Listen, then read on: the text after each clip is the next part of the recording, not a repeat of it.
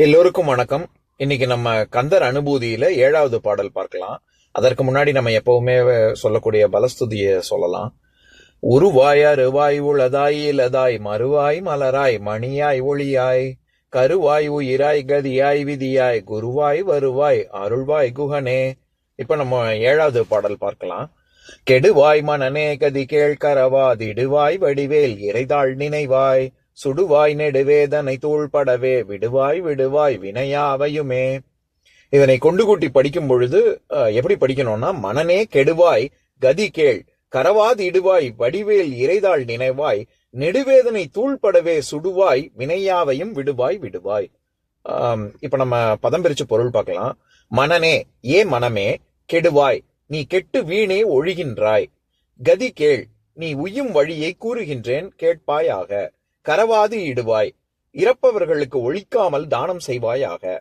வடிவேல் இறைதாள் நினைவாய், வேலாயுத கடவுளின் திருவடிகளை தியானிப்பாயாக. நெடுவேதனை, நீண்ட பிறவி துன்பத்தை தூள்படவே சுடுவாய், பொடியாக்கி ஞானாக்னியில் சுட்டு எரிப்பாயாக. வினையாவையும் விடுவாய் விடுவாய், வினைகள் யாவையும் விட்டு விடுவாய். இந்த பாடலின் மூலமாக அருணகிரிநாதர் சொல்ல வரக்கூடிய கருத்து என்னன்னா, அழிந்து போகக்கூடிய மனமே, முக்தி பெறக்கூடிய வழியை நான் சொல்றேன் கேளு. உன்னிடம் உள்ளதை மறைக்காமல் எல்லாருக்கும் தானமாக கொடுப்பாயாக அப்படின்னு முதல் கருத்து. அப்படி கொடுக்கும் பொழுது ஒரு கூர்மையான வேலை தாங்கிய இறைவனாகிய திருமுருக பெருமானை அவனுடைய திருவடிகளை தியானிக்க வேண்டும். தியானித்து எப்பொழுதும் அந்த தான காரியங்களை செய்ய வேண்டும் அப்படின்னு சொல்றாரு. ஏன்னா வெறும் தானம் மட்டும் கொடுத்துட்டோம்னா நான் தான் கொடுத்தேன்னு கர்வம் தானே ஜாஸ்தி ஆகும். அதனால முருகனை நினைச்சுக்கிட்டே கொடு அப்படின்னு 2வது விஷயம் சொல்றாரு. 3வது, நீண்ட காலமாக இருக்கக்கூடிய பிறவி துன்பம், அந்த வேதனை தூள் தூளா ஆக்கணும்னா வினைகள் எல்லாவற்றையும் விட்டு விடுவாயாக அப்படின்னு 3 கருத்து சொல்றாரு. பொதுவாக இந்த மாதிரி முக்திக்கான வழிய சொல்லக்கூடியதை சமஸ்கிருதத்துல சரம ஸ்லோகம் அப்படின்னு சொல்லுவாங்க. அதாவது முக்திக்கான வழிய சொல்றது. இப்ப உதாரணத்துக்கு நம்ம பகவத்கீதையில 18வது அத்தியாயத்துல 66வது ஸ்லோகம், அதுதான் பகவத்கீதையினுடைய சரம ஸ்லோகம். முடிவாக அவர் கிருஷ்ணர் என்ன சொல்லுவாரு?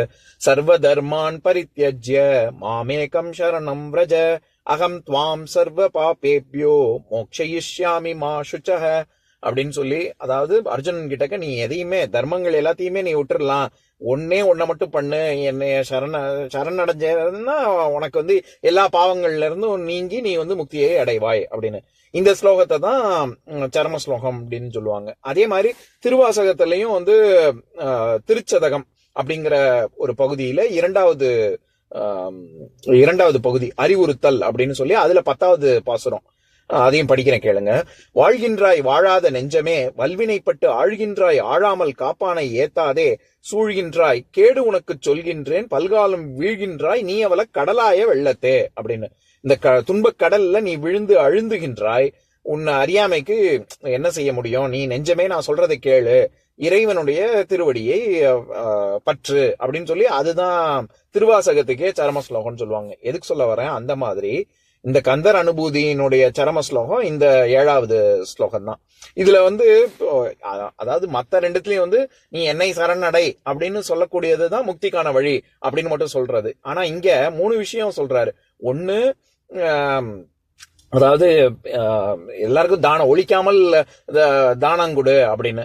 இதே தானே நம்ம ஆத்திச்சூடி சீரீஸ்ல ஏற்கனவே பார்த்திருக்கோம். அதாவது இயல்வது கரவேல் அப்படின்னு. உன்னால என்ன முடியுமோ அதை பண்ணு, ஒழிக்காம உன்னால என்ன செய்ய முடியுமோ செய்ய அப்படின்னு. அதையே தான் இங்கேயும் அருணகிரிநாதர் சொல்றாரு முதல் விஷயமா.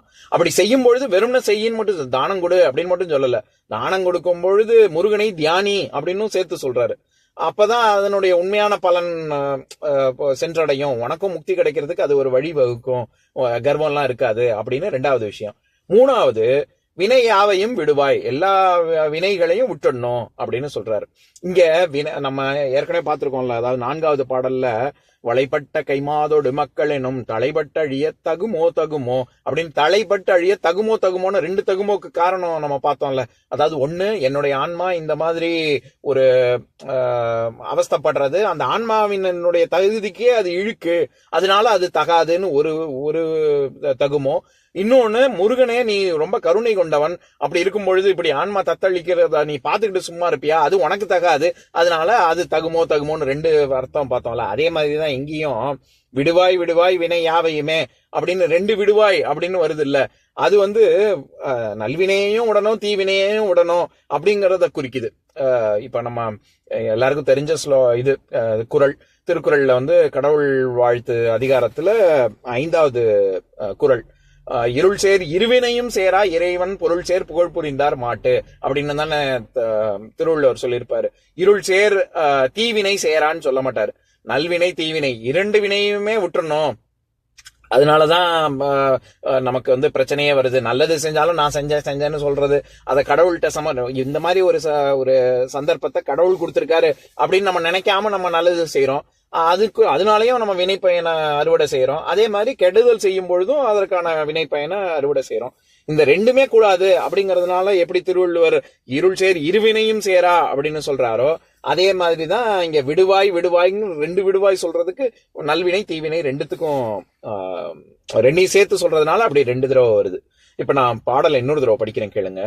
கெடுவாய் மனநே கதி கேள்கரவா திடுவாய் வடிவேல் இறைதாள் நினைவாய் சுடுவாய் நெடுவேதனை தோள்படவே விடுவாய் விடுவாய் வினையாவையுமே. இன்னொரு நாள் இன்னொரு பாட்டு பார்க்கலாம்.